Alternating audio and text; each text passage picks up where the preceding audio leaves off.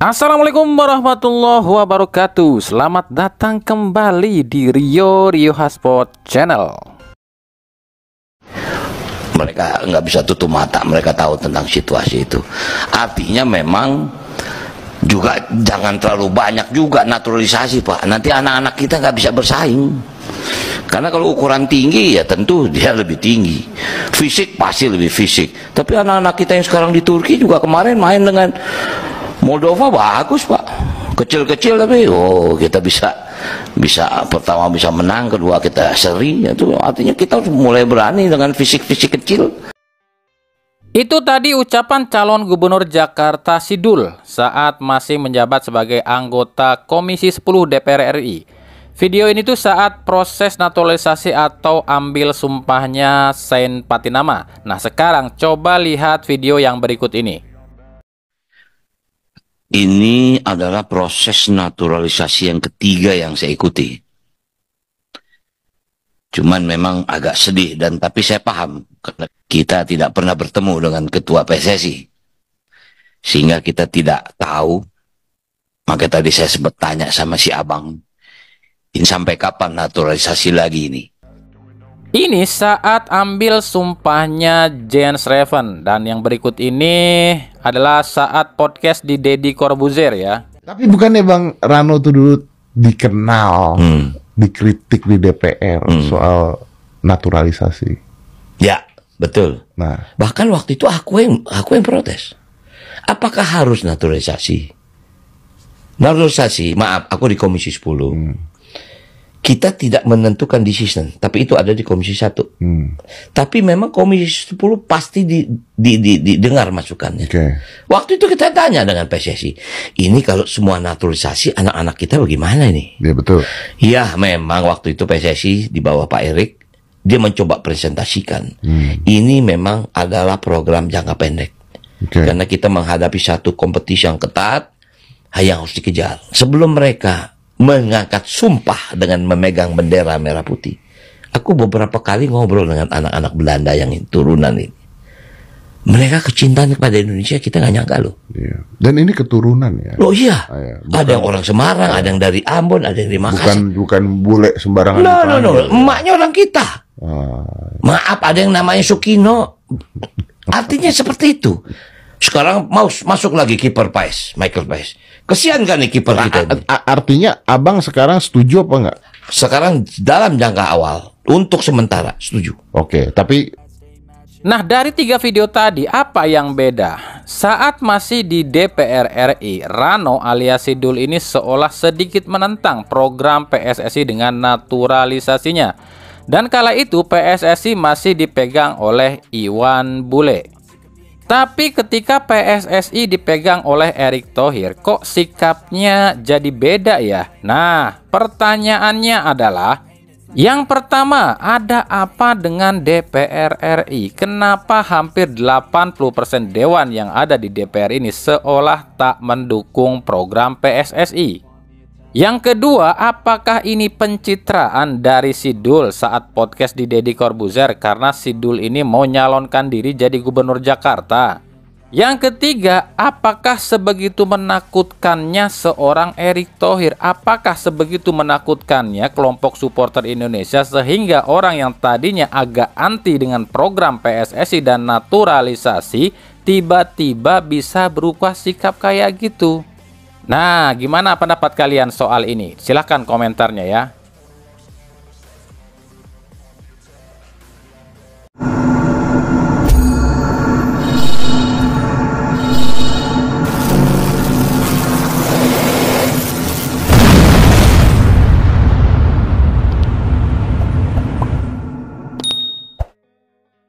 Di timnas Indonesia sendiri, Sain Patinama dipastikan absen lawan Bahrain dan Cina. Sain ini cedera di klubnya. Sementara Jordi Amat belum bisa dikonfirmasi nih apakah bisa ikut ke Bahrain dan Cina atau enggak.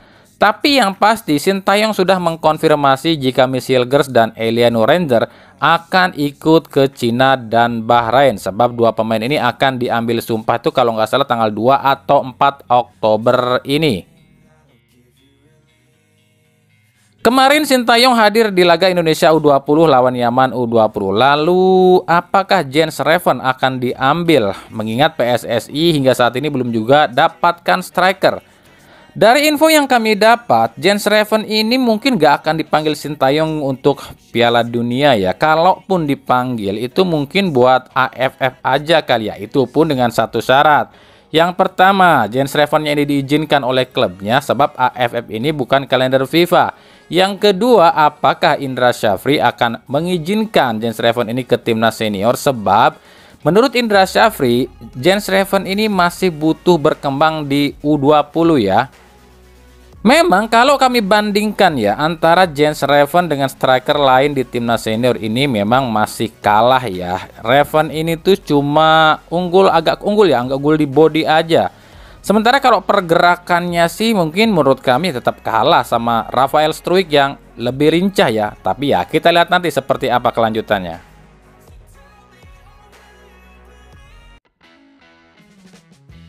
Satu nama yang lagi diperbincangkan oleh Ultras Garuda adalah Jordi Wehrman. Penampilan apik Jordi di Madura United membuat nama Jordi ini mulai jadi sorotan dan membuat Ultras Garuda ini coba ngerayu Sintayong untuk memakai Jordi. Nah, lalu bagaimana prosesnya seorang Jordi Wehrman jika ingin masuk ke timnas Indonesia? Kalau dilihat dari sisi pengalaman masuk ke timnas Belanda, Jordi ini terakhir kali membela timnas Belanda U20 itu di tahun 2018. Ini masih memenuhi syarat ya. Bagaimana dengan faktor keturunan? Jordi ini memiliki darah Indonesia dari kakek dan neneknya yang asli orang Indonesia, yang otomatis ibunya pun ya orang Indonesia. Ya ini pun masih masuk ya. Tapi apakah Sintayong perlu seorang Jordi Wehrman yang seorang gelandang jangkar? Di timnas saat ini ada yang namanya Ivar Jenner, ada Tom Haye, ada juga Nathan Choaon sebagai jangkar yang dari diaspora. Sementara dari lokal murni mungkin ada Ricky Kambuaya.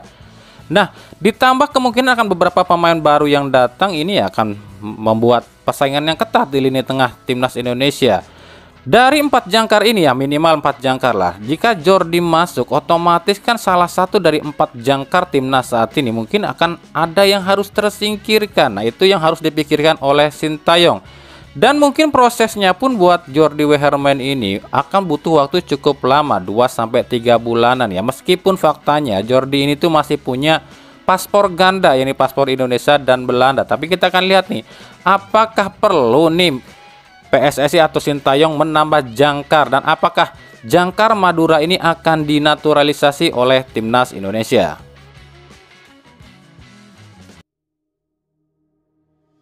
Dari Persija Jakarta, hasil imbang melawan PSM Makassar membuat Jackmania makin kesal dengan manajemen Persija dan Carlos Peña. Sebab dengan hasil imbang ini artinya 4 laga sudah Persija nggak raih kemenangan dengan catatan 2 kali imbang dan 2 kali kalah. Para Jackmania mempertanyakan kenapa manajemen Persija masih tetap mempertahankan Carlos Peña dengan situasi yang dialami Persija saat ini ya. Kalau itu urusannya ke manajemen Persija lah yang tahu. Sebenarnya kami udah menganalisa soal Persija ini loh ya. Di Persija itu buat nerapin gaya main baru itu nggak gampang loh ya. Dari gaya main Jerman yang total football ke gaya Spanyol yang tiki taka itu sulit. Sebab butuh pemain-pemain yang memiliki mobilitas tinggi. Untuk menerapkan gaya tiki taka dibutuhkan pemain-pemain yang lebih stabil. Pemain-pemain yang pintar cari ruang dan chemistry-nya pun harus benar-benar terasah dengan sangat baik. Jadi kalau pendapat kami pribadi, solusinya untuk Persija saat ini cuma 2. Ini menurut kami aja loh ya. Setuju silakan, nggak setuju juga nggak apa-apa. Kan cuma saran dan juga penilaian kami aja. Solusi yang pertama ya ganti pelatih. Sebab yang namanya pelatih itu nggak ada masa transfernya. Kapanpun bisa diganti itu pelatih. Sebab kalau ganti pemain ya harus tunggu bursa transfer. Nah, cari pelatih yang sesuai aja dengan tipikal para pemain Persija. Kalau bisa sih pelatih itu basicnya penyerang ya. Sebab kelemahan Persija itu ada di sisi serang. Solusi yang kedua mungkin masih bisa mempertahankan Carlos Peña, tapi dengan syarat Carlos Peña ini harus merubah gaya main. Jangan pakai dulu yang namanya tiki taka. Carlos Peña ini harus mencontoh Luis Milla di Persib yang nggak pakai tiki taka di awal kedatangannya. Tapi Carlos Peña harus menyesuaikan dengan tipikal pemain Persija. Itu solusi untuk atau saran saya untuk jangka waktu sebelum bursa transfer ya. Nah, nanti barulah kalau di bursa transfer lakukan perubahan. Ambil winger-winger yang cepat dan memiliki crossing yang bagus. Lalu juga jangan lupa cari seorang playmaker handal yang mampu jadi jenderal lapangan tengah. Sebab dua posisi inilah yang paling minus di Persija musim ini.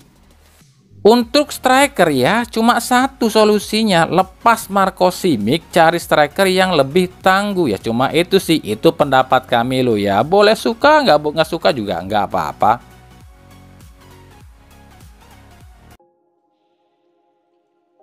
Dari Persib Bandung ada yang namanya Luis Figo. Bukan Luis Figo Portugal lo ya. Tapi Luis Figo ini adalah Luis Figo Ferreira Ribeiro, penyerang atau winger timnas U20 Timor Leste yang mengatakan ingin bermain di Indonesia, salah satunya main di Persib Bandung. Figo yang mencetak 2 gol di ajang kualifikasi Piala Asia U20, salah satunya ke gawang Indonesia, mengaku ingin mengikuti jejak Gali Freitas yang menjadi idola di Indonesia.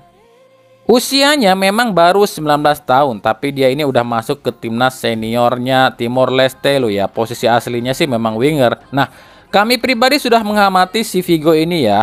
Kalau dibandingkan dengan Mailson 5, keunggulan Figo ini, dia ini tuh bertahan dan menyerangnya sama baiknya. Dia ini mau turun ke pertahanan buat melapisi bek kiri atau kanan. Itu salah satu keunggulan di Figo ini dibandingkan Mailson lo ya. Lalu kekurangan si Figo ini kalau menurut kami ya, terlalu kurus dan pendek. Crossingnya pun ya nggak bagus-bagus amat. Tapi memang kalau dibandingkan dengan Mailson 5 ya, lebih unggul sedikit Figo lah. Tapi ya kalau dibandingkan dengan Febri atau Beckham ya tewas si Figo ini. Dengan harga cuma 173 juta. Ya silakan saja kalau memang Persib mau merekrut si Figo ini ya. Siapa tahu bisa jadi Gali Freitas jilid 2. Tapi kalau kami pribadi, ini pendapat kami pribadi loh ya, dengan posisi Figo ini sebagai slot asing atau pemain asing ya, kenapa nggak cari yang lebih pengalaman aja? Mahal dikit nggak apa-apalah, kan banyak tuh winger-winger yang lebih bagus. Atau mungkin daripada pusing ya, daripada puyeng nih Persib, kenapa nggak ambil lagi aja si Katan Hede? Ini kan winger tapi bisa jadi striker, paket komplit loh dia itu. Atau mungkin sekalian aja Matius Pato, itu udah komplit loh ya. Striker bisa, winger juga bisa. Tapi ya itu balik lagi lah, semua pemain-pemain tadi itu akan bisa ke Persib. Ya balik lagi pada kemampuan manajemen Persib soal ngelobi dan cari pemain. Karena faktanya di Persib itu kebanyakan korupsinya sih anggota manajemen Persib. Contoh yang paling nyata aja Mailson 5. Mailson ini kan datang ke Persib bukan atas keinginan Boyan Hodak atau bukan dari rekomendasi Boyan Hodak. Tapi Mailson 5 ini masuk ke Persib cuma gara-gara ada agen nih nawarin ke salah satu orang Persib dengan embel-embel kayak gini. Udah ambil tuh pemain saya, gampang, ada amplop nanti buat kamu mah. Yang penting pemain saya bisa masuk ke Persib. Gitu kan, itu fakta lo ya. Itu mah udah tradisi di klub manapun.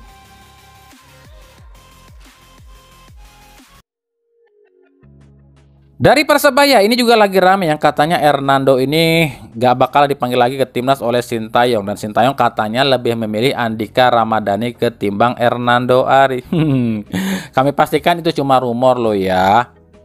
Betul emang saat ini di timnas itu lagi krisis kiper. Tersisa mungkin Martin Pas dan Nadeo ya. Nando belum pulih 100%. Terus juga Adi Satrio tiba-tiba cedera nih di klub. Tapi kalau kita lihat Nando ini tuh kan salah satu anak kesayangan Sintayong. Jadi nggak mungkin lah kalau Sintayong ini nggak pakai Hernando Ari. Meskipun ya saat ini Andika Ramadhani ini jadi pilihan utama di Persebaya. Tapi kita juga nggak bisa memungkiri faktor pengalaman pun ini harus berbicara. Nando itu lebih berpengalaman dibanding Andika. Tapi Persebaya harus hati-hati loh kalau tiba-tiba Sintayong justru manggil dua-duanya. Hernando buat Piala Dunia, Andika buat AFF. Apa nggak repot tuh Persebaya nantinya?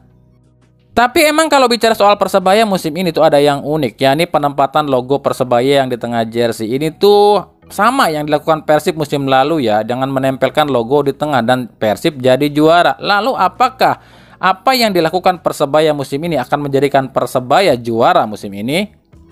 Sebab kalau secara jatah dari mafia PSSI dan LIB, yang jadi juara musim ini tuh diperebutkan 4 tim sebenarnya. Borneo FC, Persija, Dewa United, dan Arema FC. Tapi ya kita tahu lah, ujung-ujungnya kan balik lagi ke Erick Thohir. Siapa yang akan dipilih Erick Thohir sebagai yang akan jadi juara musim ini? Itulah yang akan jadi juaranya.